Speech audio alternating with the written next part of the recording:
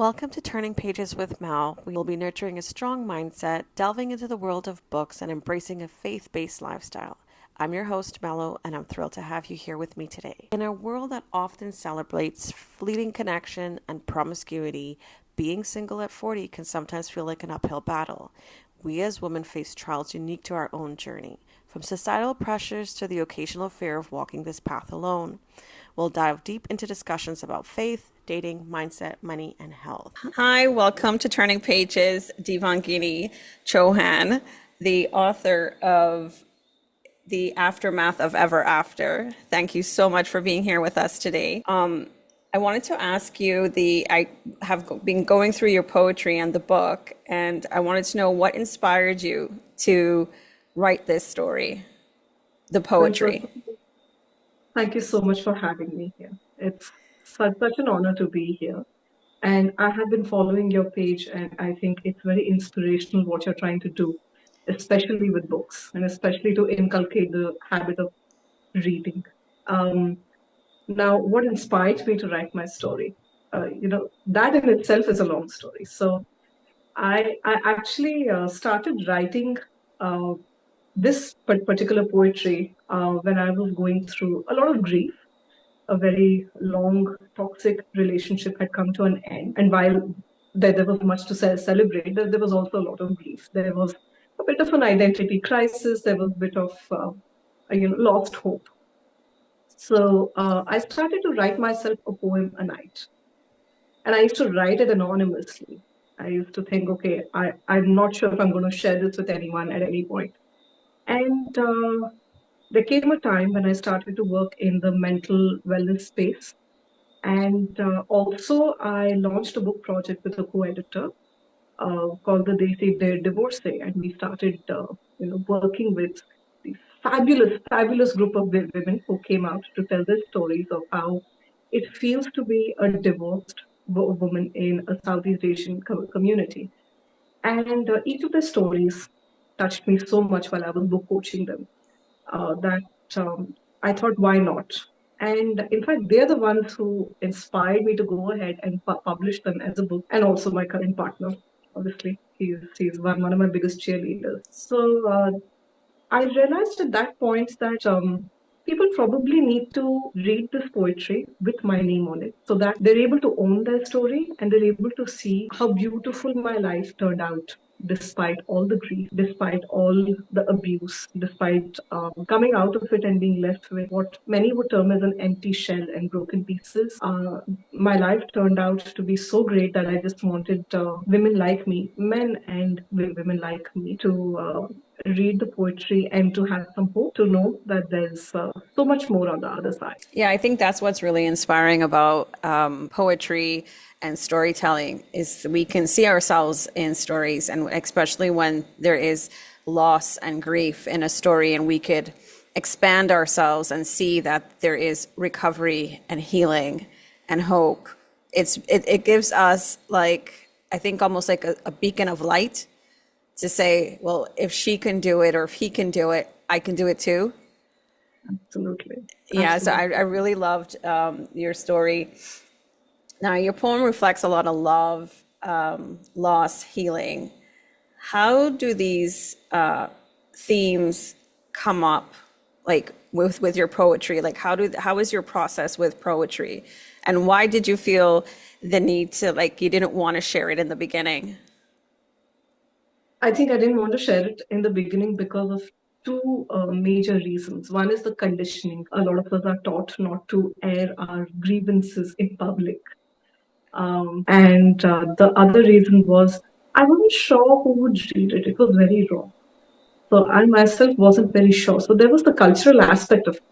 And then there was also, surviving abuse. It kind of leaves you a little hollow and a little empty. And you wonder what you even have to say because you're still finding your voice. I didn't think that my voice amounted to much or the words that were coming out amounted to much. So I wasn't very sure of myself in general. And I think that trickled down to the author or the poetess behind the poetry. So I think she felt the same way. And I kind of projected on her. And, I ended up thinking, not good enough. I don't really have that much to say. And apart from the cultural connotation of the situation I was in. So I kind of left it at that. How did you feel after the book was published and the reviews that you were getting, the feedback that you were getting? It has been very reassuring.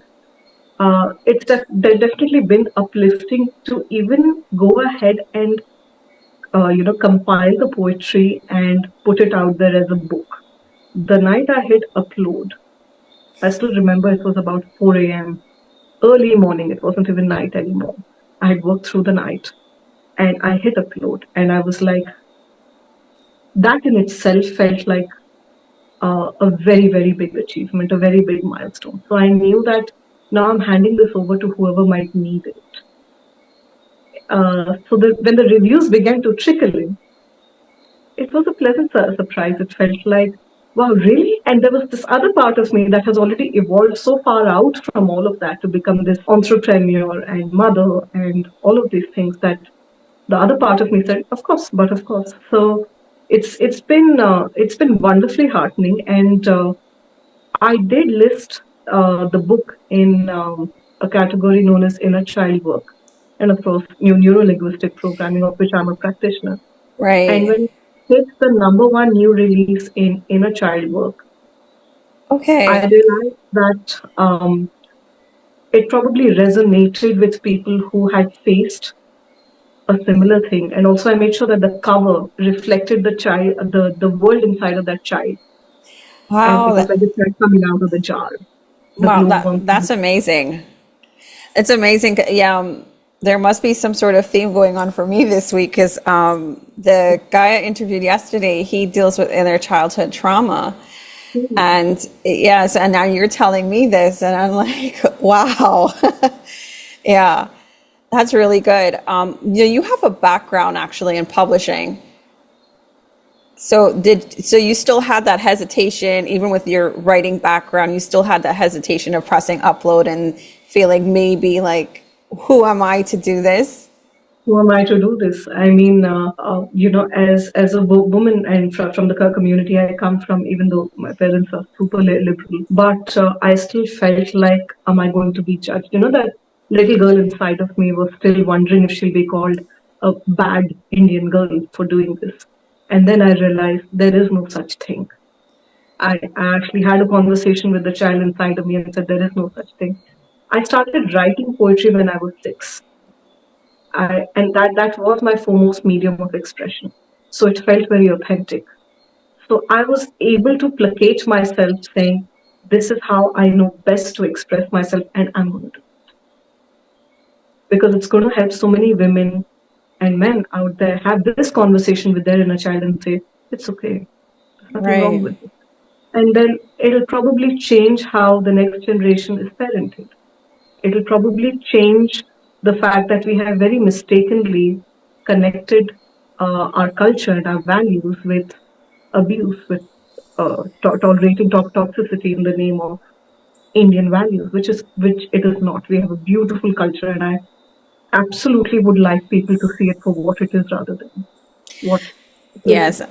I'm familiar. I'm familiar with the Desi culture, the programming that's there. It's very similar to the Caribbean one, and sometimes it's very hard to unravel those things. Even the fact of don't to show emotion, or like you said before, don't air your dirty laundry out. And sometimes, for me personally, I know sometimes writing is a form of expression, and it could help someone. I know it could. And sometimes it only helps you, and then that's okay. That's okay, absolutely. Yeah. In fact, I teach that in my book coaching program, that book writing is as much about healing yourself and transforming yourself as it is for your reader. So if I'm able to help my authors make the right neural connections to really go deep into their story and to get to the absolute core of what they're feeling and then put that story out, it's it's not only going to heal them, but it'll definitely have a similar impact on someone who picks up that book and is looking for healing, even if they're unconsciously looking out for it. So definitely writing is a form of healing yourself. It's a form of So you therapy. so you help the authors heal some of these, I guess, hidden wounds or unconscious things to unlock their creativity. Absolutely, which is why my publishing house, I believe in building a catalog of books that's aimed at self-improvement, spirituality, purpose-driven books, basically anything that helps heal, transform, and grow. So that's what I sort of specialize in.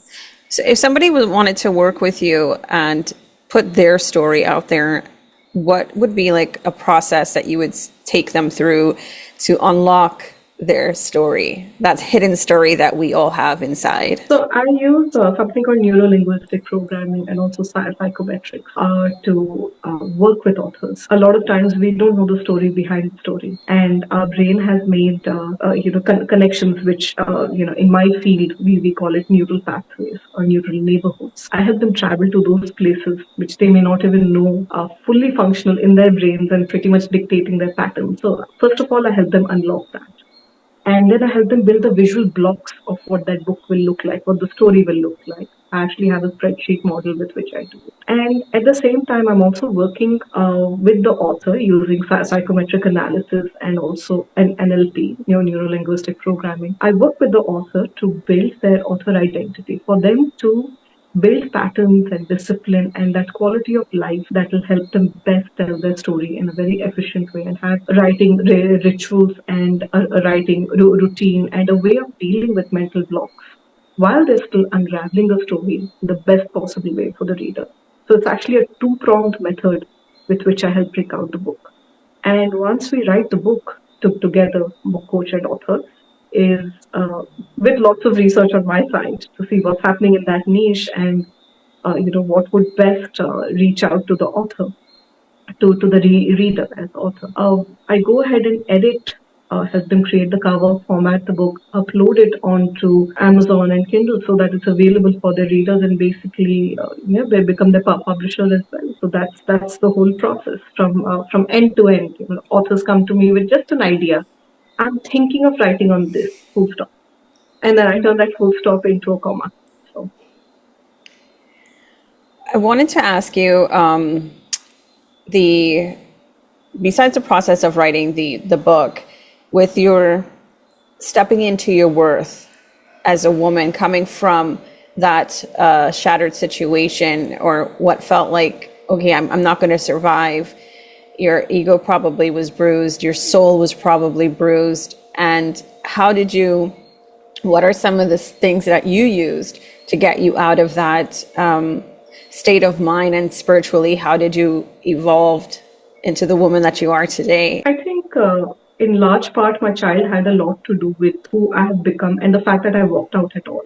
If it weren't for her, I don't know how much longer I would have tolerated. I think, she asked this question when she was about 5. She said, "Why doesn't my mother smile anymore?" And there's actually a poem on that in the book. And that's when I realized this is not the parent I want to be. That was, recognizing that one line and taking that personally, I think was the first thing that I did for myself, the first favor I did on myself in saying, okay, this is not the parent I'm going to be. The next thing that I did when I moved out was to fully concentrate on myself. I think I dated myself for good 5 years. I got to know who I am because I'd married very young. So I didn't really know who this person was, what she likes, what she doesn't like, what she wants to do with her life. And I listened to myself. I gave it. I think one of the things that helped me evolve very quickly, I had this attitude of audacity.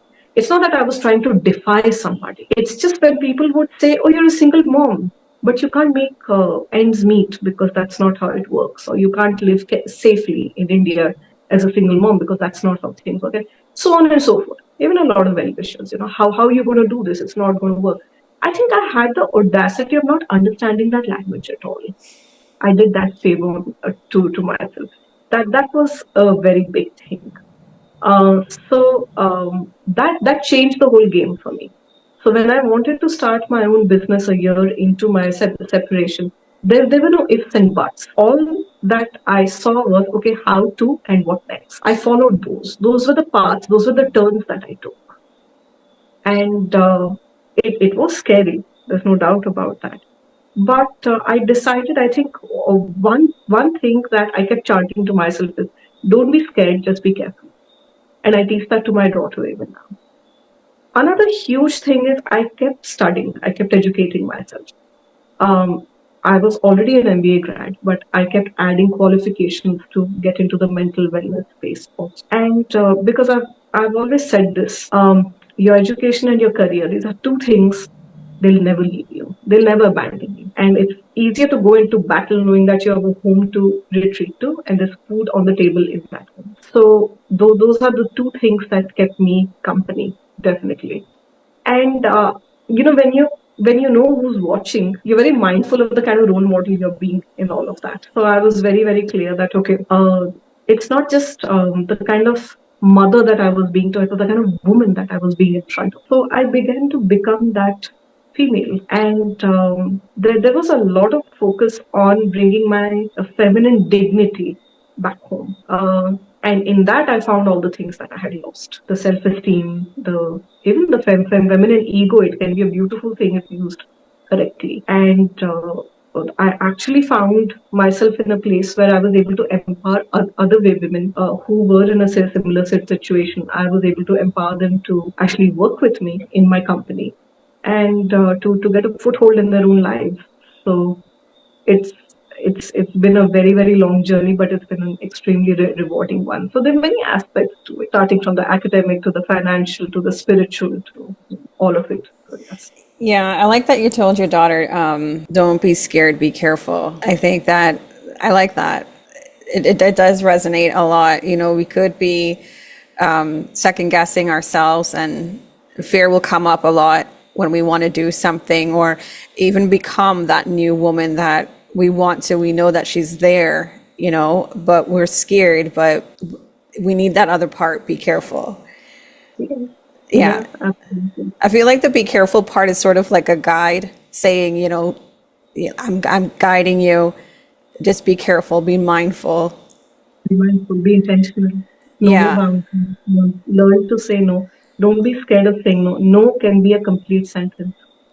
It's fine. You don't need to explain a no. Have you becoming this version of yourself, the empowered version of yourself and knowing your worth, becoming this woman, have you received any backlash from like family members or friends or sort of like they don't recognize you anymore? Or has it been a welcoming journey? It's so interesting that you asked that. Uh, so I've received a lot of love. I've received a lot of support. I've received tremendous praise, which is very humbling to hear. You know, when you don't think you're doing something that great, and someone tells you, "Thank you for doing this. Now I can too." It's extremely humbling to hear. So it's kept me very grounded also. And there have been people who haven't really liked my guts, and they have fallen away from my life very gracefully. I think one of the things, I mean, to answer your previous question also with this one of the things that I practice always is grace. Do everything, do it very gracefully. Uh, so, you know, everybody talks about the soft girl era. So I'm somewhere in between the boss lady and the soft girl. I'm very firm but extremely gentle. And but yes, with a lot of grace, I have allowed those people to exit my life. And the best part of all this is that I've been able to recognize all of them, and I've been able to say, okay, my journey with you ends here. So Yeah, I think that's one of the aspects of healing is that some people are not meant to walk the entire path with us. They're there for a season, a short time, few months, a year, you know, maybe a couple, maybe, you know, it was like a decade and that was it. I know me personally, I had to realize that people letting go of people, it was the natural process of life. I'm not so sure I took the graceful approach at times though. So it's a learning process, but yeah, I you know, but the other ones that come in, even if they're temporary, it's really, you know, it's good. And when I read your book, and I am an avid reader, reading your story it really inspired me. And we had a conversation prior to this interview. You know, I sat there one night and I said, I've been trying to write a book for years. Right? I think I get as far as maybe 3 sentences and I stop. And sometimes at night, poetry will come in my head or the story will come into my head, you know, like I want to share it. But there's this fear. And then in our community, the Caribbean culture, the community, it's always like, well, why'd you say that? Or why are you telling that for? Like, you know, you don't need to tell everyone. I do come from also, I am sort of conservative as well. So there's certain things I'm like, I'm willing to step on and say, okay, I'm not sharing those things. But reading your book, it just sort of a few light bulbs went on and I'm just like, am I meant to tell my story? Am I meant to share it? Because I feel right now I'm just the advocate for go heal, you know, seek therapy, heal your stuff, you know, spend some time alone, get to know who you are as a woman and become the best version of yourself. So I just wanted to thank you for inspiring me. I'm not sure when I will write it, but the inspiration is there. So here's something that I'll tell you. Just ask yourself, what's your biggest why? This journey that you're on right now, this could make a brilliant story to inspire someone to actually start it. You might be on it, you might be well into it, but imagine somebody picking up a book and reading this story and saying, she did it, I can too. Yeah, and I resonate with your story about you had someone watching, which is your daughter. Mm-hmm. And, you know, oftentimes we don't realize how precious our children are, you know, the roles that they play. I know personally, like my sister too, she tells me about her eldest daughter. She's like, she has no idea how much she means to me. You know, it's within her personal journey. And for me, my son lives far away from me. And that's one of my biggest grievance in life and the story that I had to overcome that. And I don't necessarily think at times it's totally overcome, but I know there were times where I'm just like, I can't do this anymore. I want to, you know, give up. But then he's a teenager now. And I look at the fact that he is watching me. He is, even from miles away. And part of me feels when starting this podcast, even journey, was like, I wanted to show him that, hey, it doesn't matter the age, you don't give up, you can try new things, you're going to fail in life, but you're going to get back up. So I really resonate with, you know, someone's watching you. Always. Isn't it a blessing that you have someone watching you? Yeah, truly, it truly is. I think I would have floundered if it wasn't for my daughter. So, you know, I who knows, I may have been sitting and just beating my chest. I may not be the kind, but who knows, right? Grief can do strange things to you. So, yeah, I think when you have that is a guy, I think your children are a blessing, you know, that they kind of, you watch them and they anchor you in a certain way that is unexplainable because motherhood does that to you. Yeah. Yeah. Absolutely. I agree there 100%. Is there anything, you do book coaching as well, right? Yes. It's a huge part of what I do, in fact. Yeah. And you're based in the US? I'm based in the US. I work with writers from any part of the globe. So that's never been an issue. But yes, primarily based in the US. Okay. And how can people reach you on social media? I think the best way to reach me would be to email me. And my email address is the same name as my company and all, publishing@gmail.com. Another great way to reach me is LinkedIn. I'm very, very active on LinkedIn. So please feel free to DM me. And I have newsletters on LinkedIn, constantly sharing tips about book coaching and healing in general. And yeah, I think so. Social media is a great way to get in touch with me. I do offer a free book discovery call where I get on a Zoom call with an author and we just talk about what they're thinking and I help them find their why and I help show them what the visual building blocks of the book might look like. And then, if they're interested enough, I have a range of products that go from a writing group to courses to the full-fledged program. So they get to pick and choose. Okay, great. And I always ask all my guests at the end of the show, what are 3 books that you either recommend or absolutely love? Wow, so many. But okay, let's do this. I think the very first one is an absolute no-brainer. It's a book very dear to me. It's called The Bone Setter's Daughter by Amy Tan. It's a beautiful book of generational trauma, mother and daughter, and it talks about the immigrant experience, and at the same time, it talks about the bond between mothers and daughters and how those feminine energies can clash, and at the end of the day, they still come together because these are two females who I think God made to complete each other. But first, they must be in conflict to find where they fit in with each other. So I think that's the reason I love that book. Another book that I absolutely love is Conversations with God. It's a trilogy of books. It's by Neale Donald Walsh. Again, I read this book.